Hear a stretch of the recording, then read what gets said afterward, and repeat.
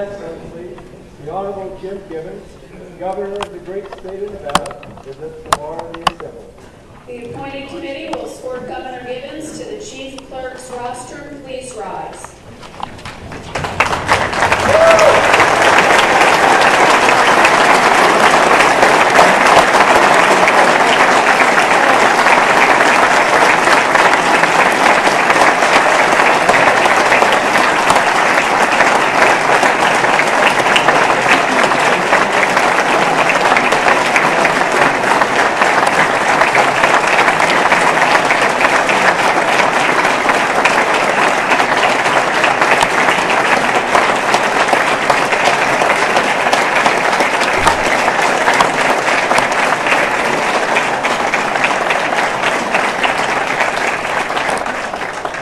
Governor Gibbons, we welcome you to the Assembly chambers and look forward to your message.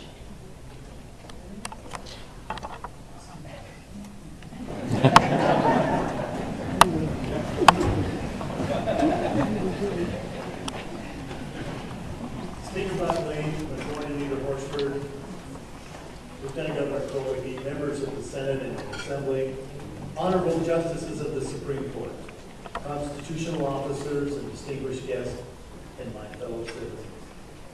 I stand here before you today resolved to uphold the responsibility you entrusted to me, to lead Nevada through good times and turbulent times.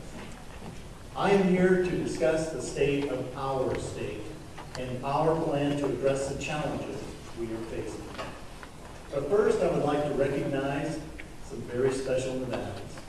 We have 10 newly elected members of the Assembly and Senate with us, and I would like to welcome Shirley Breeden, Allison Copening, Paul Aisley, Marilyn Montero Luke, Don Gustafson, John Hambrick, April Mastaluca, Richard MacArthur, Ellen Spiegel, and Melissa Woodbury. I look forward to working with each of you in this session. And to Senator Parks, I wish you the best in your new role as well.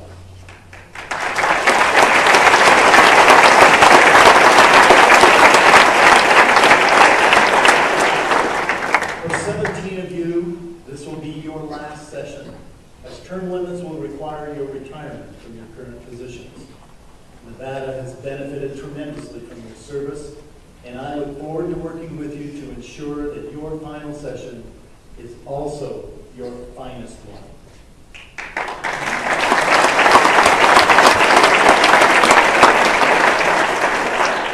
We also have with us tonight Charles Hanson, Director of Nevada State Friends for Canine.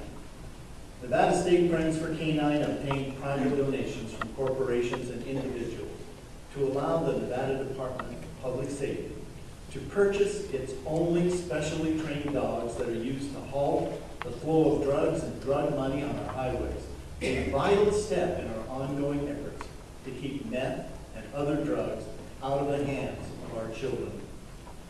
Since the program's inception last month, the Nevada Department of Public Safety has reported it already seized more than 6 pounds of meth, 20 pounds of marijuana, 7 pounds of ecstasy, 2 pounds of cocaine, and $450,000 in cash.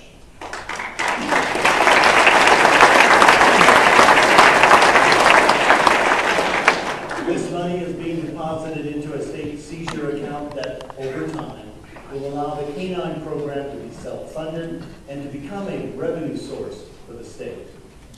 Please join me in thanking Charles Hanson and the Nevada Friends for Canine for their great work.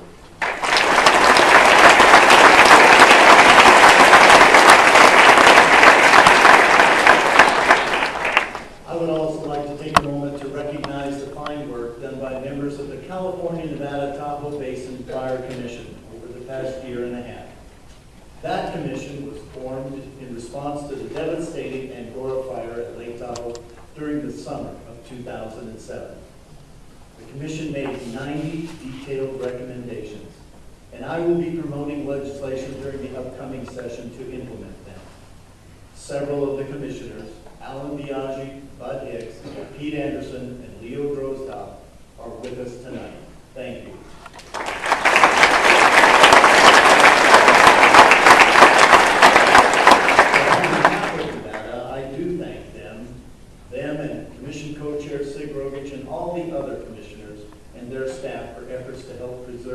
and protect our Lake Tahoe Basin. We have also with us Lieutenant Colonel Daniel Waters of the Nevada Army National Guard, who has served in Panama, Kosovo, and Afghanistan. Colonel, thank you for a job well done. Our country has been safer because of you and thousands of other brave members of our military forces. I, sir, salute you.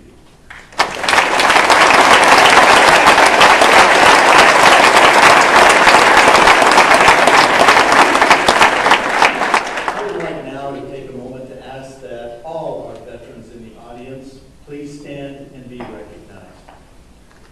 As a veteran myself in 2 wars, I thank you.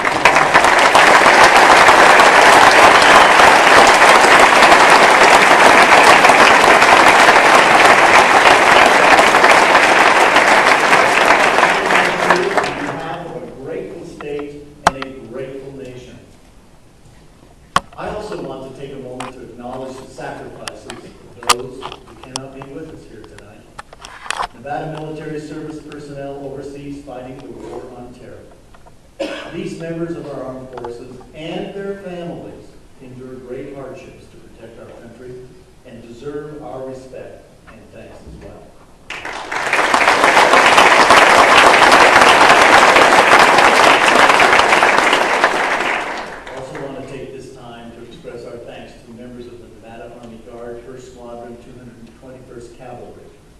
This armed reconnaissance squadron, led by Lieutenant Colonel John Cunningham, is in the process of preparing for deployment to Afghanistan in January.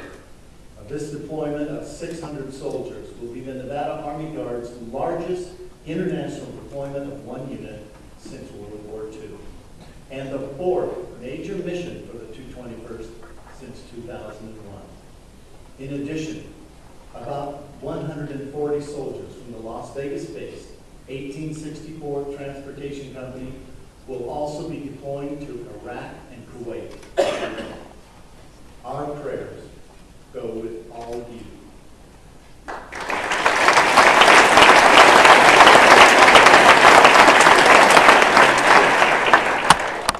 Finally, I want us all to take a moment to remember our injured and fallen heroes. Many Nevadans and many of the finest have suffered greatly while serving our country, and some have made the ultimate sacrifice for our freedom. We cannot and do not forget their sacrifices for our nation. Thank you.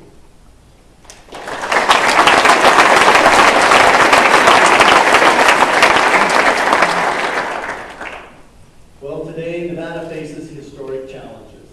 Every day, people in our communities are seeing their work hours cut, their benefits and retirement programs reduced or eliminated, their tip and commission income shrinking, or their jobs eliminated altogether.